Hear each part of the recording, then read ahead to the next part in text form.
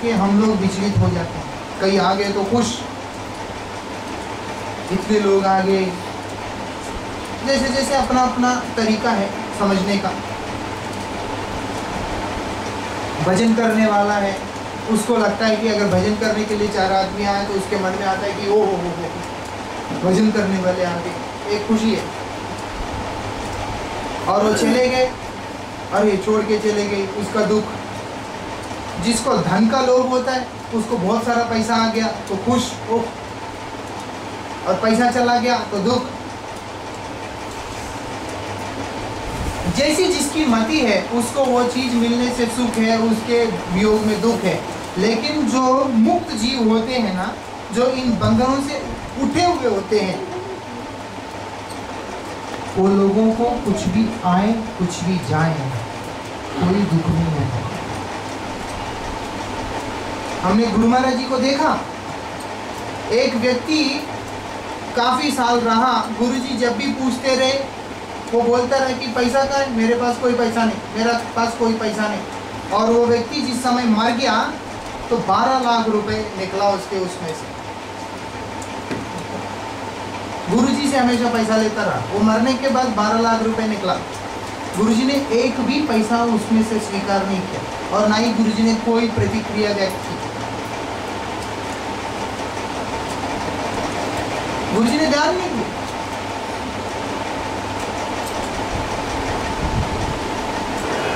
मैं अपने जीवन के अंदर लगभग 12 साल का ये मठवास के अंदर कम से कम 15-20 ब्रह्मचर्यों को आते जाते देखा, जाते हुए देखा, आई थिंक मोर देन 20। मुझे बहुत दुख है क्योंकि मेरे भाई है, मेरे मित्र हैं, दुख है।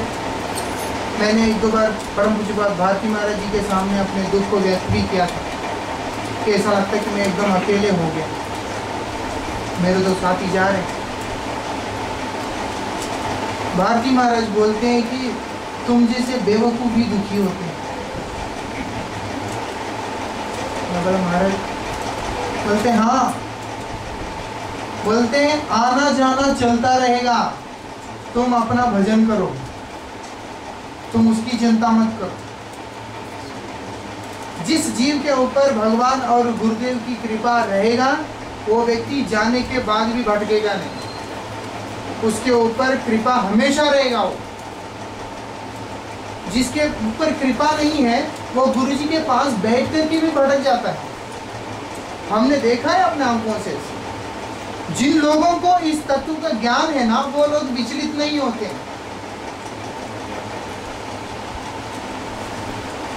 ये तो मठ की बात है, इसके अलावा कई गृहस्थ भक्तों को भी देखा है ऐसा। एक हमारा गुरु भाई है, संध्या करने बैठा है, उनकी माता गुजर गई, उसके आंखों के सामने गुजरी है।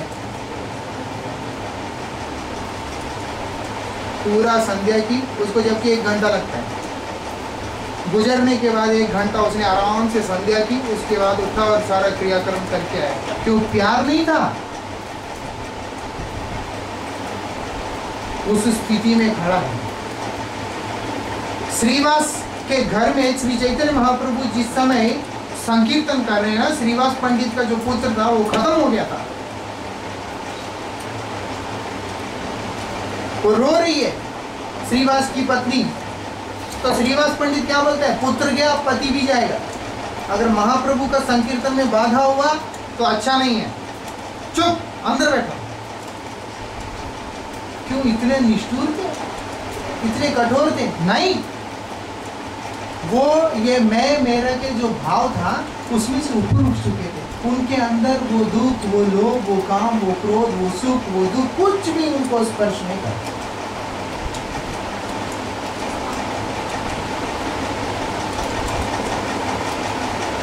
मरने वाले उम्र में आके भी अगर कोई खत्म हो गया तब भी आदमी ऐसे छाती पीट के रोता है। क्यों?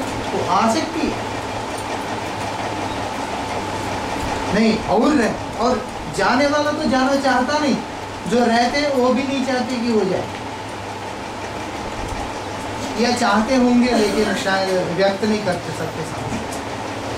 वो दिखाते नहीं। ये होता है।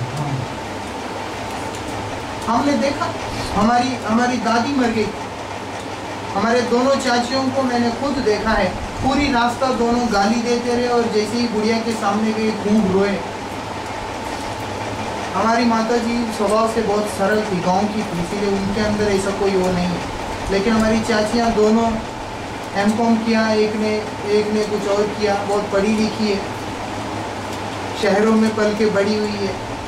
पीछे से बहुत गालियाँ दी और सामने बैठ के खूब रोया और मरने के बाद संपत्ति बांट ली।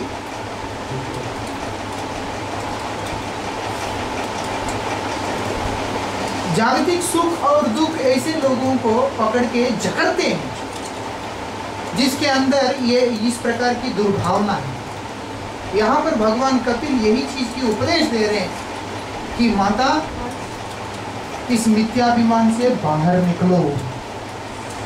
ये मेरा पुत्र है, ये भाव गलत है। ये मेरा घर, ये मेरा है, तेरा कुछ भी नहीं है। मैं नितिला प्रविष्टो विष्णुपांशल भक्तिवेदांत स्वामी महाराज जी की एक प्रवचन सुन रहा था। ऑस्ट्रेलिया में वो किसी के साथ बात करते हुए बोल रहे थे, वास्तव में हर चीज भगवान का है, कोई चीज किसी का नहीं है, सब कुछ भगवान का है। हमारे जन्म होने से पहले भी मुंबई था, हमारे मरने के बाद भी मुंबई रहेगा।